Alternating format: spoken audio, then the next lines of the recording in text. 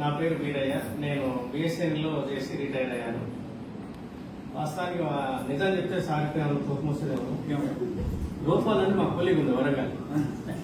అతను చెప్పాడు ఇట్లా సంగతి పలానా అంటే నువ్వు ప్రతి దాంట్లో వేలు పెడతారా, నీతో పాటు నేను తిరగలేను రాలేను అన్నాను. లాస్ట్ జనవరి 23 ఏం చెప్పాడంటే రియల్ ఎస్టేట్ మీటింగ్ ఉంది పెద్దగా, ఎక్కడ మాదాపూర్లో పెద్ద ఫంక్షన్ హాల్, అది చాలా పెద్దగా ఉంటుందా, మంచి మోటివేటర్స్ కూడా వస్తారు అమ్మ. సరే అంటే రియల్ ఎస్టేట్ ఎందుకు చెప్పాడంటే నేను మార్కెటింగ్ చేస్తున్నాను రియల్ ఎస్టేట్ కాబట్టి వస్తాడని చెప్పి ఆ గోల్ వేసాడు. అది కరెక్ట్ గా పనిచేసింది. నేను ఒక్కరి దాకా మా ఫ్రెండ్ ఏంటో పెట్టుకొని వచ్చాను. ఇక్కడికి వచ్చి అయిష్టంగా వచ్చాము. ఇంత రియల్ ఎస్టేట్ మీటింగ్ అయినా అవసరమా చదువు అనుకుంటూ అయిష్టంగా వచ్చాము. వీటికి వచ్చిన తర్వాత మొత్తం రూపురేఖలే మార్చిపోయాడు. అయిష్టంగా వచ్చిన మనిషి షార్ట్ అట్రాక్ట్ అయిపోయాడు. అయితే వారి క్లాస్ అయిన తర్వాత అనిపించింది నాకు యాక్చువల్ గా 2022లో కుడికాలు మొక్కలు నొప్పి వచ్చింది. 10 రోజులు అదే పెడతాం కదా జనరల్ గా, అవి ఏది పెట్టినా కాదు. తీరా డాక్టర్ దగ్గరికి వెళ్ళాం.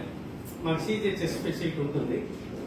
అక్కడ లెటర్ తీసుకుని వెళ్తే ఆయన ఉంది, ఇదే ఓజోన్ హాస్పిటల్, మీకు ఎక్స్రే తీద్దామంటే తీసారు. సరే అన్న తీసారు. తీసినాక మీ కాళ్ళు కీళ్ళు అరిగిపోయినాయి, ఆపరేషన్ చేయాలన్నారు. నాకు పైపానాలు పైన వెళ్ళిపోయినాయి. ఎందుకంటే ఇంత వయసు వచ్చిన ఇంజక్షన్ అంటేనే తాతలు ముత్తాతలు గుర్తొస్తారు. ఇక ఆపరేషన్ ఎట్టుంటే ఒకసారి మీరు ఉంచుకోండి. ఆ క్రమంలో ఈ వచ్చినాం విన్నాం. అదే రోజు ఐడియా చేసిన సారు ఈరోజు బయటకు వెళ్ళి మీకు సంగతి మన రవీంద్ర గారు చెప్తే మీరు వీలైతే ట్రైపాడ్ వేసుకోండి బాగుంటుందని చెప్పారు. ఏమన్నా కానీ ట్రైపాడ్ వేసాం. అది విఆర్4 కిట్స్ తీసుకుని వెళ్ళిపోయాను. ఏ రోజు వాడాలి వాడాలా వద్దని నేను వాడితేనే కానీ బయట వాళ్ళకి ఇవ్వాలనే ఆలోచన మనసులో పడదు. అప్పుడు ఫిబ్రవరి 1 నుంచి మొదలుపెట్టిన. ఇప్పుడు వితౌట్ నీ క్యాప్, వితౌట్ నొప్పి, లెఫ్ట్ రైట్ నొప్పి తిరుగుతున్నా. అదే నలుగురు చెప్తున్నాను. నేను వెరీ నియర్ టు సిల్వర్.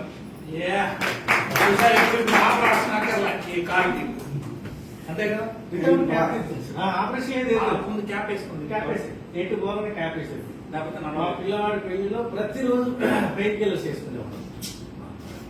అది నరకయాతన. అయినా కానీ ఈరోజు ఇంత హ్యాపీగా తిరుగుతున్నారంటే సార్ ఈ మీటింగ్ అయిష్టంగా వచ్చిన సార్ మీద ఏముంటుందని అభిమానం గుట్టలు పెరిగి ఈ స్టేజ్కి వచ్చాను నేను వాళ్ళు. సో ఇప్పుడు మీరు ఫ్రీ. సో ఇప్పుడు మళ్ళీ డాక్టర్ దగ్గరికి మళ్ళీ వెళ్ళండి. మళ్ళీ ఇప్పుడు ఏమో మోకాలు చెప్పులు మార్చాలి ఏమని అడగండి. సో ఇట్లాంటి టెస్టిమోనీస్ ఉన్నాయి. అయితే సార్ ఇంకొకటి చెప్పండి. నేను ఈ క్రమంలో ఒక మన టీబీ పేషెంట్ ఇచ్చానండి సూర్యాపేట. ఓకే. అసలు అన్నం తినలేని పరిస్థితి. ఆక్సిజన్ పెట్టి సిలిండర్ తోటి జీవనం కొనసాగిస్తుంది. వాళ్ళ అమ్మాయి ఇక్కడ గాంధీలో పనిచేస్తుంది అనమాట, సాఫ్ట్నెస్ గా. ఆ అమ్మాయికి ఎవరో చెప్పారట ఇట్లా సంగతి ఇట్లా అంటే, సరే మామయ్య అంటారు. మామయ్య ఒకసారి మా అమ్మ పరిస్థితి బాగాలేదు, ఒకసారి మీరు వెళ్ళి చేస్తారట కదంటే అవును అమ్మ పలానా అంతా తెలిసినట్టు మళ్ళీ బ్రీఫ్ గా చెప్తారు. అంటే ఒకసారి మీరు వెళ్ళి సూర్యపేట వెళ్ళినప్పుడు అమ్మకి ఇచ్చినట్టు మా ఆయన. సరే అని వెళ్ళాను. ఫిబ్రవరి 9వ తారీఖు వెళ్ళి నేను ఇట్లా పని మీద వచ్చినమ్మా పాప చెప్తుందంటే నేను అది వాడుతున్నా ఇది వాడుతున్నా నాకేం వద్దు అన్నది. సరే ఏమన్నా కానీ వాళ్ళు క్రిస్టియన్స్ అనమాట.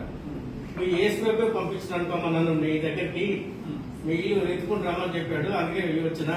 ఆ నమ్మకంతో ఏమంటే తీసుకుందండి. 5వ రోజు ఫోన్ చేసింది, అన్నయ్య నాకు నిద్ర పడుతుంది, ఆకలి మంచిగా ఆయాసం దగ్గు కూడా కంట్రోల్ అయినాయి అని చెప్పింది. ఓకే అది బాగుంది. మళ్ళీ 11వ రోజు నేను ఫోన్ చేసిన. చేస్తే నా పని నేను చేసుకోగలుగుతున్నాను, వంట నేనే చేస్తున్నా ఇప్పుడు. యాక్చువల్ పరిస్థితి ఏంటంటే ఎండలు ఎక్కువ ఉన్నాయి కాబట్టి అంతకుముందు ప్రతి 2 గంటలకు ఒకసారి వాడేదట, ఇప్పుడు 5-6 గంటలకు ఒకసారి పెట్టుకుంటున్నాను. అంటే ఫిబ్రవరి 9 ఇస్తేనే. ఫిబ్రవరి 9 మిర్యాలగూడలో ఒక క్యాన్సర్ పేషెంట్ ఇచ్చాం. బ్యాడ్ ఏంటంటే ఆయన ఫోన్ స్విచ్ ఆఫ్ వస్తుంది ఈ రోజు. కొంచెం రిజల్ట్ ఫేవర్ గా ఉన్నట్టుగా తెలిసింది రాత్రి మాట్లాడితే. ఆయన తీసుకొచ్చుంటే బాగుంది. ఫోన్ స్విచ్ ఆఫ్ వస్తుంది. No problem. థ్యాంక్స్ అండి. Thank for